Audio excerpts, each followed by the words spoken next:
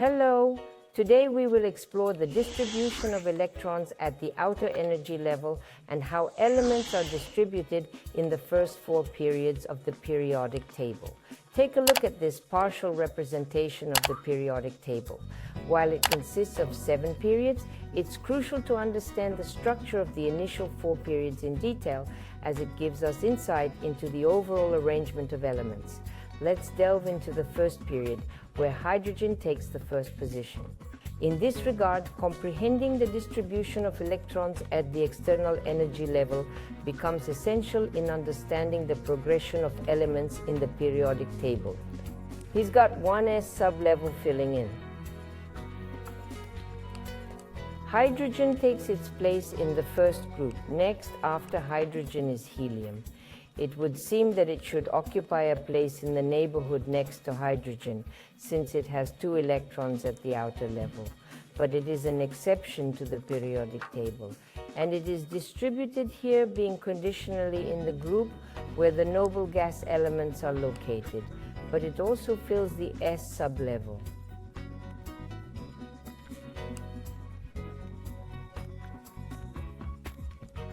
The only difference between hydrogen and helium is that helium has 2 electrons at the outer level.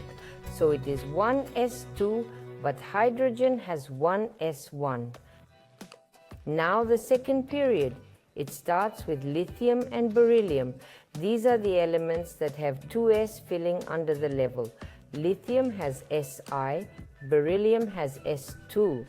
So lithium has 1 electron at the outer level, beryllium has 2 electrons. The next comes boron.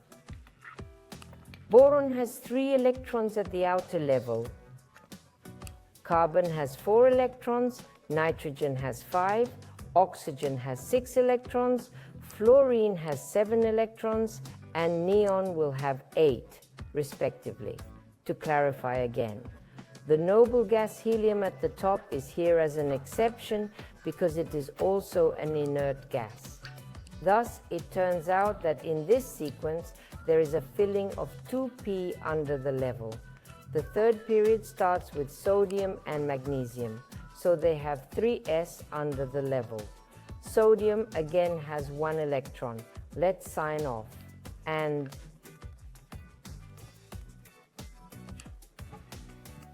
magnesium will have 2 electrons, as well as beryllium, notice, so they're in the group that's under the other, respectively, these elements.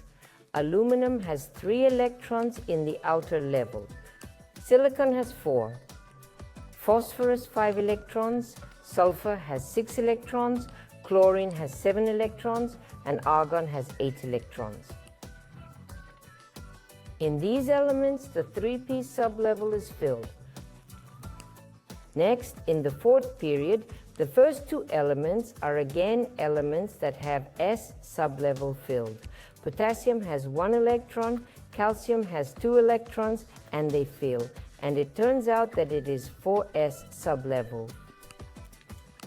But then, because by special rule of thumb for electron distribution, the Albau principle, scandium is next. But scandium is the element that starts to fill D under the level. But at the outer level, it remains. And here I'll write down what it looks like, taking into account the D under the level. Here we get 3D1. 4s2. Titanium has 3d2, 4s2. Vanadium has 3d3, 4s2. Chromium is an exception. It has an unusual phenomenon, electron failure, and it has a configuration that looks like this. It will have 3d5, 4s1.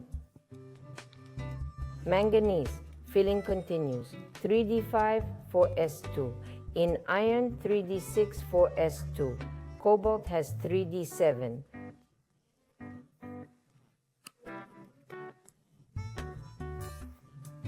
Four s2 in nickel, 3d8, 4s2.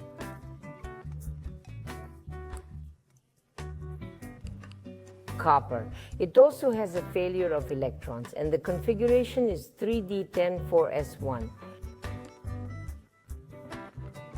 And zinc also has S at the outer level, but the configuration is 3d10 4s2. Thus, in elements from scandium to zinc, there is a filling of 3d sublevel, and at the outer level, the number of electrons does not change. Now gallium, it becomes 3 electrons at the outer level. The d sublevel is filled. It also has 4 here. Arsenic has 5 electrons here, 6 electrons for selenium, 7 for bromine, and 8 electrons in the outer level in krypton. So these elements haven't 4p filled in under the level. Hence we can conclude there is a strict structure in the periodic system as distributed elements. The elements that are at the beginning of each period are the S elements, or such a block is so-called S block. This is where the S elements are located. The only exception, be careful, is helium. It has S electrons, but it's in a different way. It's among the inert gases. Then we have a block where the P elements are located. Then it's called the P block. And this is where the electrons are distributed, and the elements that have exactly the P sublevel filled in. Then we have another block that has exactly D elements in it. D block. And if you look beyond the 6th and 7th period, there is also additionally an F block. This includes the lanthanide and actinoid elements, which are usually shown with 1 asterisk. These are elements derived from lanthanum, and 2 asterisks denote the elements that are actinoid elements. Now it's easy to see that there is a certain occupancy of energy levels here, and sublevels as well.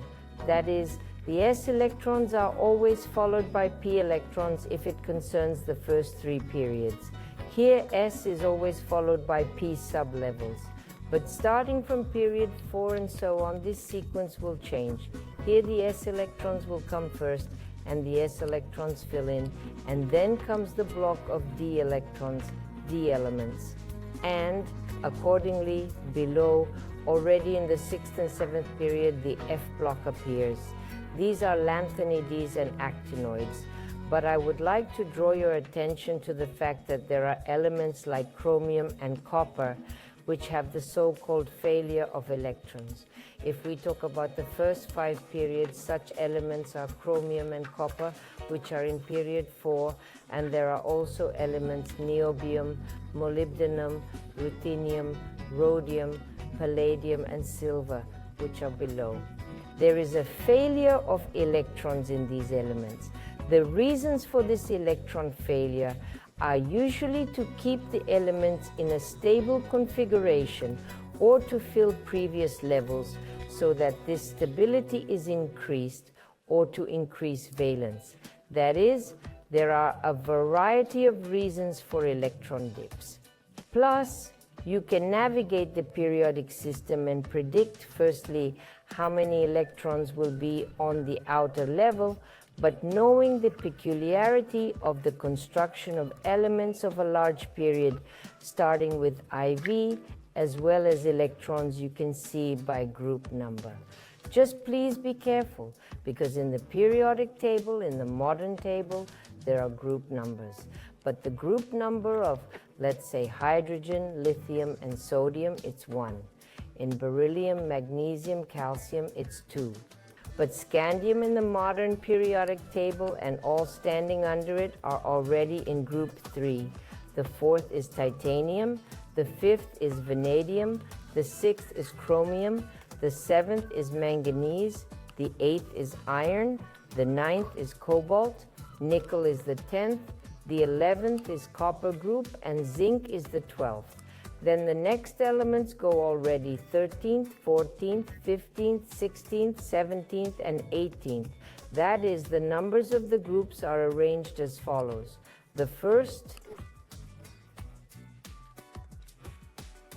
respectively. Then the second, then the third, the fourth, fifth, sixth, seventh, eighth, ninth, 10th, 11th, and 12th, and then the 13th, 14th, 15th, 16th, 17th, and respectively 18th.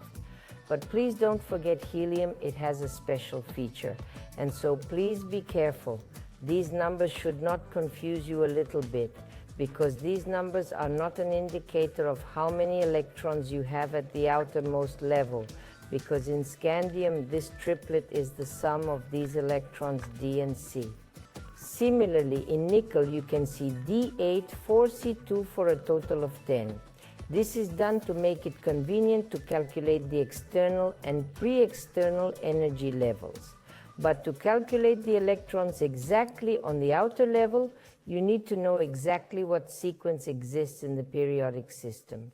You can't get confused about this, it's quite important. And I would like to add that this unique table was first created by the famous Russian scientist Dmitry Ivanovich Mendeleev. He proposed a short version of the table, but today we use the expanded version of the periodic table, which was proposed by the International Committee. Thank you and goodbye.